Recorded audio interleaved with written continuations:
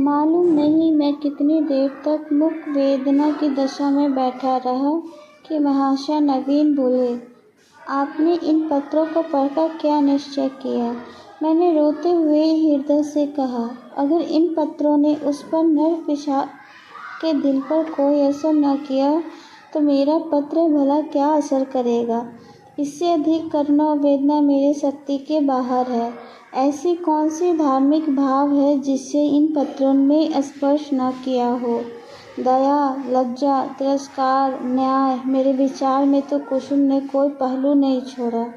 मेरे लिए अब यही अंतिम उपाय है कि उस शैतान के सिर पर सवार हो जाऊं और उससे मुंह दर मुंह बातें करके इस समस्या की तह तक पहुंचने की चेष्टा करूं। अगर उसने मुझे कोई संतोषप्रद उत्तर न दिया तो मैं उसका और अपना खून एक कर दूंगा। या तो मुझे फांसी होगी या काले पानी की जाएगा। कुसुम ने जिस धैर्य और साहस से काम लिया वह सराहनीय है। आप उसे सांत्वना दीजिएगा। मैं आज रात की गाड़ी से मुरादाबाद जाऊंगा और परसों तक जैसी कुछ परिस्थिति होगी आपको सूचना दूंगा। बुद्धिहीन युवक मालूम होता है। मैं उस बहक में जाने क्या क्या बकता रहा। इसके बाद हम दोनों भोजन करके स्टेशन चले। वह आगरे गए, मैं मुरादाबाद का रास्ता लिया। उनके प्राण अब भी सूख जाते थे कि क्रोध के आवेश में कोई पागलपन न कर बैठूं। मेरे बहुत समझाने पर उनका चित्त शांत हुआ। मैं प्रातःकाल मुरादाबाद पहुंचा और जांच शुरू की। इस युवक के चरित्र के विषय में मुझे जो संदेह था वह गलत निकला। मोहल्ले में, कॉलेज में, उनके इष्ट मित्रों में सभी उनके प्रशंसक थे। अंधेरा और गहरा होता हुआ जान पड़ा। संध्या समय मैं उसके घर जा पहुंचा। उसके निकट पर भाव से वह दौड़कर मेरे पैरों में झुका है मैं भूल नहीं सकता। ऐसा वाक्चतुर, ऐसा सुशील और विनीत युवक मैंने नहीं देखा। बाहर और भीतर में इतना आकाश पाताल का अंतर मैंने कभी न देखा था। मैंने कुशल क्षेम शिष्टाचार के दो वाक्यों के बाद पूछा, तुमसे मिलकर चित्त प्रसन्न हुआ, लेकिन आखिर कुसुम से क्या अपराध है जिसका तुम उसके इतने कठोर दंड दे रहे हो? उसने तुम्हारे पास कई पत्र लिखे, तुमने एक का भी उत्तर न दिया। वह 2-3 बार यहाँ भी आई, पर तुम उसे बोले तक नहीं। क्या उस निर्दोष बालिका के साथ तुम्हारा यह अन्याय नहीं है? युवक ने लज्जित भाव से कहा, बहुत अच्छा होता है आपने इस प्रश्न को न उठाया होता। उसका जवाब देना मेरे लिए बहुत मुश्किल है। मैंने तो आप लोगों के अनुमान पर छोड़ दिया था, लेकिन इस गलतफहमी को दूर करने के लिए मुझे विवश होकर कहना पड़ेगा। यह कहते कहते वह चुप हो गया। बिजली की बत्ती पर भांति भांति के कीट पतंगे जमा हो गए। कई झिंगुर उछल उछल कर मुंह पर आ जाते थे और जैसे मनुष्य अपनी विजय पर पर्चा देकर उड़ जाते थे।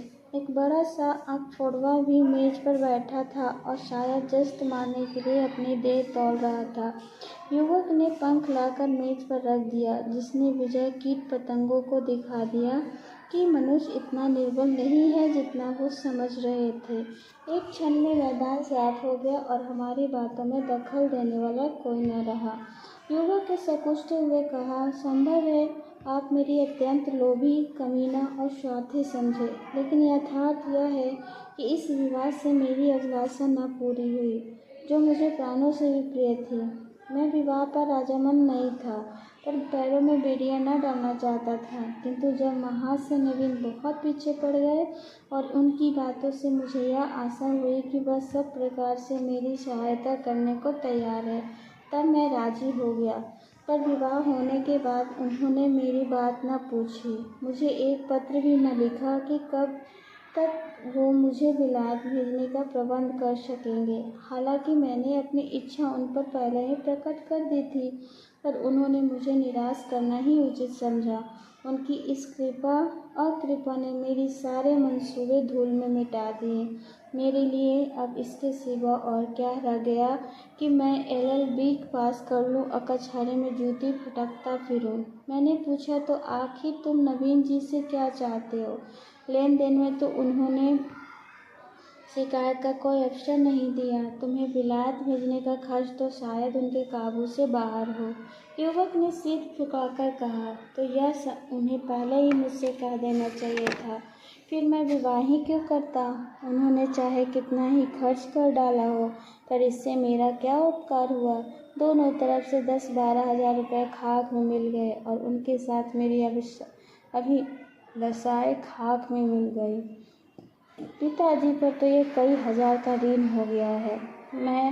वह अब इंग्लैंड नहीं भेज सकते। क्या पूज्य नवीन जी चाहते हैं कि मुझे इंग्लैंड ना भेज देते? उनके लिए 10-5 हजार की कोई हकीकत नहीं। मैं सन्नाटे में आ गया। मेरे मुंह से अनायास निकल गया, छी वारे दुनिया, वारे हिंदू समाज, तेरे यहाँ ऐसे ऐसे स्वार्थ से दास पड़े हुए हैं जो एक अबला का जीवन संकट में डालकर उसके पिता पर ऐसे अत्याचार पूर्ण दबाव डालकर ऊंचा पद प्राप्त करना चाहते हैं। विद्या अर्जन के लिए विदेश जाना बुरा नहीं, इसमें समर्थ दे तो शौक से जाओ, किंतु पत्नी का परित्याग करके ससुर पर इसका भार रखना निर्जलता की पराकाष्ठा है। तारीफ की बात तो ये तब थी कि तुम अपने पुरुषार्थ से जाते, जिस तरह किसी की गर्दन पर सवार होकर अपना आत्मसम्मान बेचकर गए तो क्या गए। इस पमार की दृष्टि से कुसुम का कोई मूल्य ही नहीं, वह केवल उसके स्वार्थ सिद्धि का साधना मात्र है। ऐसी नीच प्रकृति के आदमी से कुछ तर्क करना व्यर्थ था। परिस्थिति ने हमारी चूटियाँ उसके हाथ में रखी थी। हम उसके चरणों पर सिर झुकाने के सिवाय और कोई उपाय न था। दूसरी गाड़ी से मैं आगरा जा पहुँचा। नवीन जी से यह वृत्तांत कहा। उन बेचारे को क्या मालूम था कि यह सारी जिम्मेदारी उन्हीं के सिर डाल दी जाएगी। यद्यपि इस मंदी ने उनकी वकालत की भी ठंडी कर दी रखी है और 10-5 हजार का खर्च सुगमता से नहीं उठा सकते, लेकिन इस युवक ने उनका संकेत भी किया होता तो वह अवश्य कोई न कोई उपाय करते। कुसुम के सिवा दूसरा उनको कौन बैठा हुआ है। उन बेचारे को तो इस बात का ज्ञान ही न था। और तब मैंने यूं ही उनसे यह समाचार कहा तो वह बोले, छी, इस जरा सी बात को भले ही आदमी ने इतना तूल दे दिया। आप आज ही उसे लिख दें कि वह जिस वक्त जहाँ पढ़ाने के लिए चाहे शौक से जा सकता है। मैं उसका सारा भार स्वीकार करता हूँ। साल भर तक निर्दय ने कुसुम को रुला रुला कर मार डाला। घर में इसकी चर्चा हुई।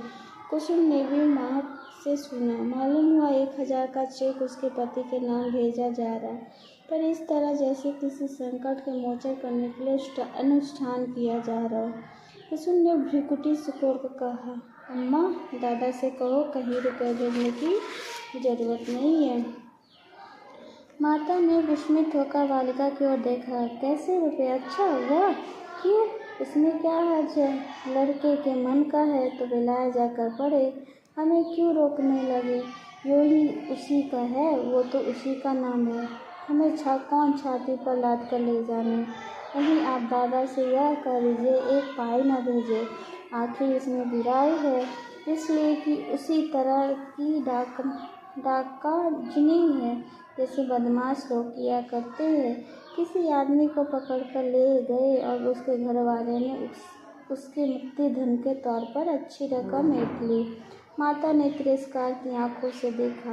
कैसी बातें करती है बेटी, इन दिनों के बाद तो जाके देवता सीधे हुए और तुम्हें उन्हें फिर चिढ़ाए देती हो। कुसुम ने झल्लाकर कहा, ऐसी देवता का रूठे रहना ही अच्छा। जो आदमी इतना स्वार्थी, इतना दम्भी, इतना नीच है, उसके साथ मेरा निर्वाह न होगा। मैं कह देती हूँ, वहाँ रुपये गए तो मैं जहर खा लूँगी। इससे दिल लगी न समझना। मैं ऐसे आदमी का मुँह भी न देखना चाहती। दादी से कह देना, और तुम्हें डर लगता है तो मैं खुद कह दूँगी। मैंने स्वतंत्र रहने का निश्चय कर लिया है। माँ ने देखा लड़की का मुखमंडल आरक्त हो उठा है, मानो इस प्रश्न पर वह कुछ उत्तर कहना चाहती है, न सुनना। दूसरे दिन नवीन जी ने यह हाल मुझसे कहा। मैं आत्मविस्मृत की दशा में दौड़ा हुआ आ गया और कुसुम को गले लगा लिया। मैंने नारियों में ऐसी आत्माभिमान देखना चाहता हूँ। कुसुम ने वह कर दिखाया जो मेरे मन में था, जिसे प्रकट करने का चाहत मुझमें न था। साल भर हो गया कुसुम ने पति के पास एक पत्र नहीं लिखा और न उसका जिक्र ही करती है। नवीन जी ने कई बार जमाई को मना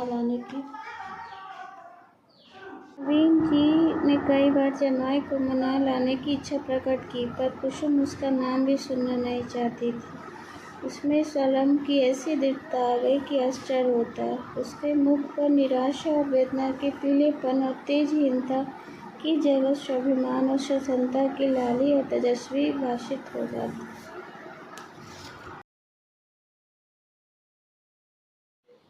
मेरे पत्थर के देवता, कल मसूरी से लौट आई। लोग कहते हैं बड़ा श्वासवर्धक है और रमणीक स्थान है। होगा, मैं तो एक दिन भी कमरे से नहीं निकली। भाग्य हृदय के लिए संसार सोना है। मैंने रात एक बड़े मजे का सपना देखा। बतलाऊं? पर क्या फायदा, ना जाने क्यों मैं आपसे मौत से डरती हूँ। आशा का कच्चा धागा मुझे अभी भी जीवन से बांधे हुए है। जीवन उद्यान के द्वार पर जाकर बिना सैर किए लौट आना कितनी हसरतनाक है। अंदर क्या सुषमा है, क्या आनंद है। मेरे लिए वह द्वार ही बंद है। कितनी अभिलाषाओं से विहार का आनंद उठाने चली थी, कितनी तैयारियों से, पर मेरे पहुँचते ही द्वार बंद हो गया। अच्छा बतलाओ, मैं मर जाऊंगी तो मेरे लाश पर 2 आंसू की 2 बूंद गिराओगे? उसकी जिंदगी भर की जिम्मेदारी ली थी, जिसकी सदैव के लिए बाह पकड़ी थी, क्या उसके साथ इतना भी उदारता न करोगे? मरने वाले के अपराध सभी क्षमा कर दिया करते हैं, तुम भी क्षमा कर देना। आकर मेरे शव को अपने हाथों से नहलाना, अपने हाथों से सुहाग के सिंदूर लगाना, अपने हाथ से सुहाग की चूड़ियाँ पहनाना, अपने हाथ से मेरे मुँह में गंगा जल डालना, 2-4 पग कंधा दे देना। बस मेरी आत्मा संतुष्ट हो जाएगी और तुम्हें आशीर्वाद देगी। मैं वचन देती हूँ कि मालिक के दरबार में तुम्हारा यश गाऊंगी। क्या यह भी महंगा सौदा है? इतने से शिष्टाचार से तुम अपनी सारी जिम्मेदारियों से मुक्त हो जाते हो। मुझे विश्वास है कि तुम इतना शिष्टाचार करोगे तो मैं कितनी खुशी से मौत का स्वागत करूंगी। लेकिन मैं तुम्हारे साथ अन्याय न करूंगी। तुम कितने ही निष्ठुर हो, इतने निर्दय नहीं हो सकते, मैं जानती हूँ। तुम यह समाचार पाते ही आओगे। शायद एक क्षण के लिए मेरी शोक मृत्यु पर तुम्हारी आंख रो पड़े। कहीं मैं अपने जीवन में वह शुभ अवसर देख सकती। अच्छा, क्या मैं एक प्रश्न पूछ सकती हूँ? नाराज न होना। क्या मेरी जगह किसी और सौभाग्यवती ने ले ली? अगर ऐसा है तो बधाई। जरा उसका चित्र मेरे पास भेज देना, मैं उसकी पूजा करूंगी, उसको चरणों पर शीश नवाऊंगी। मैं जिस देवता से प्रसन्न न होकर सकी, उस देवता से उसने वरदान प्राप्त कर लिए। ऐसी सौभाग्यनी के लिए तो चरण धोकर पीना चाहिए। मेरी हार्दिक इच्छा है कि तुम उसके सुखी रहो। यदि मैं उस देवी का कुछ सेवा कर सकती तो परोक्ष न सही, परोक्ष रूप से ही तुम्हारे कुछ काम आ सकती। अब मुझे केवल उसकी शुभ नाम और स्थान बता दो। मैं सिर के बाल दौड़ी हुई उसके पास आऊंगी और कहूंगी, देवी तुम्हारी लौंडी हूँ, इसलिए कि तुम मेरे स्वामी की प्रेमिका हो। मुझे अपने चरणों में शरण दो। मैं तुम्हारे लिए फूलों का सेज सजाऊंगी, तुम्हारी मांग मोतियों से भरूंगी, तुम्हारी एड़ियों में महावार रचाऊंगी। यह मेरी जीवन की साधना होगी। मुझे यह न समझना कि मैं जलूंगी या कुरूंगी। जलन तो तब होती है जब कोई मुझसे मेरी वस्तु छीन रहा हो। जिस वस्तु को अपना समझने का मुझे कभी सौभाग्य न हुआ, उसके लिए मुझे जलन क्यों? अभी बहुत कुछ लिखना है, लेकिन डॉक्टर साहब आ गए। बेचारा हृदय दाग को तीव्र समझ रहा है। दुख की सताई हुई कुसुम। इन दोनों पत्रों ने धैर्य का प्याला भर दिया। मैं बहुत ही आवेशहीन आदमी हूँ। भावुकता मुझे छू भी न गई। अधिकांश कालीवादी की भांति मैं भी शब्दों को आंदोलित ना होता। क्या वस्तु दिल से निकलती है? क्या वस्तु केवल मर्म को स्पर्श करने के लिए लिखी गई है? यह वेद बहुधा मेरे साहित्यिक आनंद में बाधक हो जाता, लेकिन इन पत्रों ने मुझे आप से बाहर कर दिया। एक स्थान पर सचमुच मेरी आंखें भर आई। यह भावना कितनी वेदनापूर्ण थी कि वह बालिका जिस पर माता पिता प्राण छिड़कते रहते थे, विवाह होते ही इतना विपदग्रस्त हो जाए। विवाह क्या हुआ, मानो उसकी चिता बनी और मौत का परवान लिखा गया। इसमें संदेह नहीं है कि मैं वैवाहिक दुर्घटनाएं कम होती है, लेकिन समाज का वर्तमान दशा में यह संभावना बनी रहती है जब तक स्त्री पुरुष के अधिकार समान न हो। ऐसे आघात नित्य होते रहेंगे। दुर्बल को सताना कदाचित प्राणियों का स्वभाव है। काटने वाले कुत्ते से लोग दूर भागते हैं। सीधे कुत्ते पर बाल वृंद विनोद के लिए पत्थर फेंकते हैं। तुम्हारे दो नौकर एक ही श्रेणी के हो, उसमें कभी झगड़ा न होगा, लेकिन आज उसमें एक से को अफसर और दूसरे को उसका मातहत बना दो। फिर देखो अफसर साहब अपने मातहत पर कितना रोब जमाते हैं। सुखमय दाम्पत्य की नींव अधिकार साम्य पर ही रखी जा सकती है। मुझे वैषम्य में प्रेम का निवास हो सकता है, मुझे तो इसमें संदेह है। हम आज जिसे स्त्री पुरुषों में प्रेम कहते वह प्रेम है जो स्वामी को अपने पशु से होता है। पशु सिर झुकाए काम किए चल जाए, स्वामी उसे भूसा और खली भी देगा और उसकी देह भी सहलाएगा।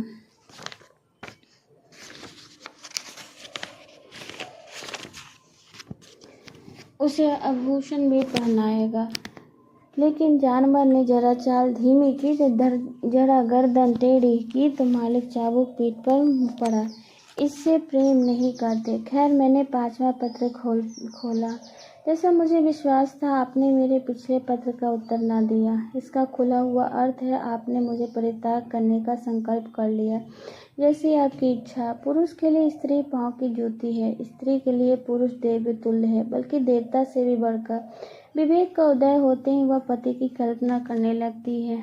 मैंने भी वही किया। जिस समय मैं गुड़िया से खेलती थी, उस समय गुड्डे के रूप में मेरे मनोदशा में प्रवेश किया। मैंने आपके चरणों को पखारा, माला फूल नैवेद्य में आपका सत्कार किया।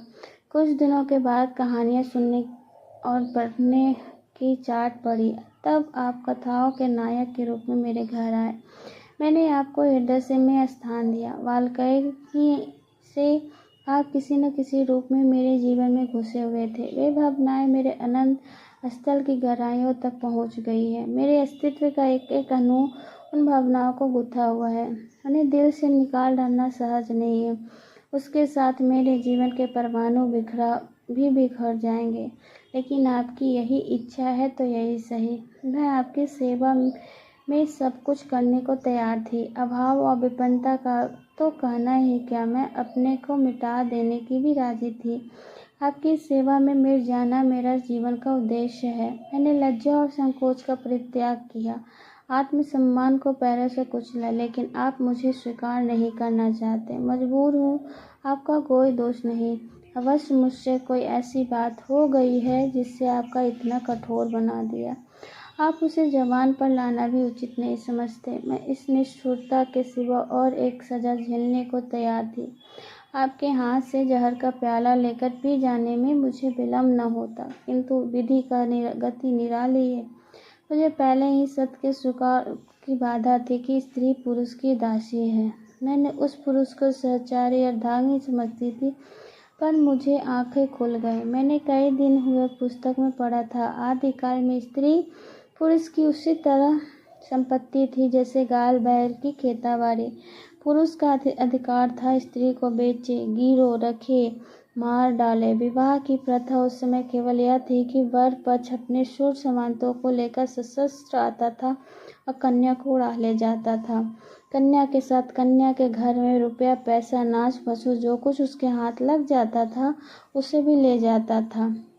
वह स्त्री को अपने घर से लेकर पैरों की बेड़ियां डालकर घर के अंदर बंद कर देता था। उसके आत्मसम्मान के भावों को मिटाने के लिए यह उपदेश दिया जाता था कि पुरुष ही उनका देवता है। सुहाग स्त्री की सबसे बड़ी विभूति है। आज कई हजारों साल बीतने पर पुरुष के मनोभाव को कोई परिवर्तन नहीं हुआ। पुरानी सभी प्रथाओं की विकृति या संस्कृत रूप में मौजूद है। मुझे मालूम हुआ कि उस लेख ने स्त्री समाज की दशा का कितना सुंदर निरूपण किया था। अब आपसे मेरा सविनय निवेदन है या अंतिम अनुरोध है कि आप मेरे पत्रों को लौटा दें।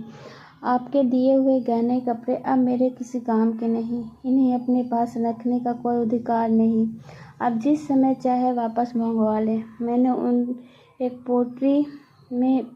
पेटारी में बंद करके अलग रख दिया है। उसकी सूची भी वह रखी हुई है, मिला लीजिएगा। आज से आप मेरी जबान या कलम से कोई शिकायत न सुनेंगे। इस भ्रम में भूल कर भी दिल में स्थान न दीजिएगा कि मैं अपनी बेवफाई या विश्वासघात करूंगी। मैं इसी घर में कुढ़ कर मर जाऊंगी, पर आपकी ओर से मेरा मन कभी मैला न होगा। मैं जिस जलवायु में पड़ी हूँ उसका मूल तत्व है पति की श्रद्धा, ईश्वर या ईर्ष्या जलन न होगा की भावना मेरे दिल से नहीं निकाल सकती। मैं आपकी कुल मर्यादा की रक्षिका हूँ। इस अमानत में जीते जी खयानत न करूँगी। अगर मेरे बस में होता तो मैं उसे भी वापस कर देती, लेकिन यहाँ मैं भी मजबूर हूँ, आप भी मजबूर हैं। मेरी ईश्वर से यही विनती है कि आप जहाँ रहें कुशल रहें। जीवन मुझे सबसे कटु अनुभव जो हुआ है वह यही है, नारी जीवन अधम है। अपने लिए, माता पिता के लिए, अपने पति के लिए उसकी कदर न माता के घर है न पति के घर है। मेरा घर शोका घर बना हुआ। अम्मा रो रही है, दादा रो रहे हैं, कुटुंब के सारे रो रहे हैं। एक मेरी जात से लोगों को कितनी मानसिक वेदना हो रही है। कदाचित वो सोचते होंगे इस कन्या कुल में ना आती तो अच्छा होता, मगर दुनिया की एक तरफ हो जाए आपके ऊपर विजय नहीं पा सकती। आप मेरे प्रभु हैं, आपका फैसला अटल है, उसकी कहीं अपील नहीं, कहीं फरियाद नहीं। खैर, आज से कांड समाप्त हुआ। मैं हूँ मेरा दलित भग्न हृदय। हसरत यही है कि आपकी कुछ सेवा न कर सकी। अभागिन कुसुम।